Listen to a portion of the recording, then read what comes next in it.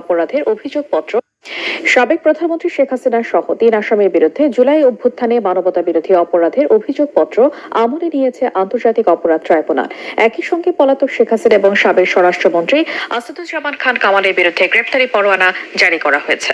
অপর আসামি সাবেক আইজিপি চৌধুরী আব্দুল্লাহ আল মামুনকে গ্রেপ্তার দেখানোর নির্দেশ দিয়েছে ট্রাইব্যুনাল। এছাড়াও অভিযোগ গঠনের শুনানির জন্য 16 জুন ধার্য করা হয়েছে। দেশের ইতিহাসে এই প্রথম পুরো বিচার এজলাস থেকে সরাসরি সম্প্রচার করা হয়। ইমদাদুল্লাহ বাবুর রিপোর্ট। আওয়ামী লীগ সরকারের 15 বছর ধরে চালানো অন্যায় ও অবিচারের বিরুদ্ধে জুলাই অভ্যুত্থান চলাকালে বিপ্লবী জনতাকে দমাতে চরম শক্তি প্রদর্শন করে আইন শৃঙ্খলা রক্ষাকারী বাহিনী। ব্যবহার করা হয় মারণাস্ত্র। আন্দোলনকারীদের নিশ্চিহ্ন করতে সরাসরি নির্দেশ দেন তৎকালীন প্রধানমন্ত্রী শেখ হাসিনা।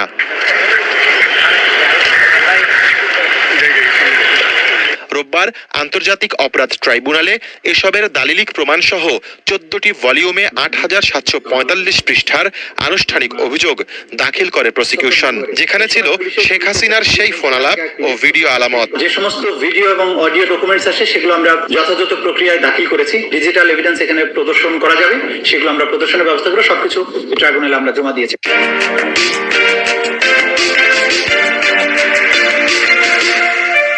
শুনানিতে প্রসিকিউশন আদালতকে জানায়, ওবায়দুল কাদের, আনিসুল হক, আসাদুজ্জামান খান কামাল এবং সালমান এফ রহমান এই গ্যাং অফ 4-এর পরিকল্পনায় চলে গুম, খুন, নির্যাতন ও ধরপাকড়। জুলাই বিপ্লবে সংগঠিত সকল অপরাধের নিউক্লিয়াস ছিলেন শেখ হাসিনা। তার অধীনস্থ অন্যান্য অপরাধীরা বিশ্বাস করত যে শেখ হাসিনা ক্ষমতায় টিকে থাকলে তারাও টিকে থাকবে এবং সকল অপরাধ করা সত্ত্বেও তারা নিরাপদে থাকবে এবং আনুগত্যের জন্য পুরস্কৃত হবে।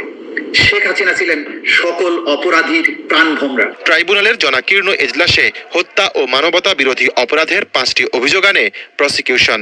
অভিযোগ আমলে নিয়ে 16 জুন শেখ হাসিনা এবং আসাদুজ্জামান খান কামালকে গ্রেফতার করে উপস্থাপনের আদেশ দেয় আদালত।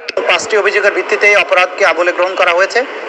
আমরা বিস্তারিত তথ্য প্রমাণাদি আদালতে তুলে ধরেছি, যেটা লাইভের মাধ্যমে আপনারা এবং গোটা জাতি এটা শুনেছেন। বিচার কোনো প্রতিশোধের জন্য নয়, এটা হচ্ছে ভবিষ্যতের জন্য একটা প্রতিজ্ঞা এবং আগামী প্রজন্মকে নিরাপদ একটি বাংলাদেশ উপহার দেয়া। এই বিচার হবে আবেগ শূন্য, প্রমাণ নির্ভর, তথ্য নির্ভর, নিরপেক্ষ এবং ন্যায় বিচার। গত 12 মে চিফ প্রসিকিউটরের কাছে এই তদন্ত প্রতিবেদন জমা করেছিল ট্রাইব্যুনালের তদন্ত সংস্থা। জুলাই গণঅভ্যুত্থানে গণহত্যা এবং মানবতা বিরোধী অপরাধে সাবেক প্রধানমন্ত্রী শেখ হাসিনার বিরুদ্ধে বিচার কাজ শুরু হলো আন্তর্জাতিক অপরাধ ট্রাইব্যুনালে, যা সরাসরি বিশ্ববাসীকে দেখালো রাষ্ট্রীয় সম্প্রচার মাধ্যম।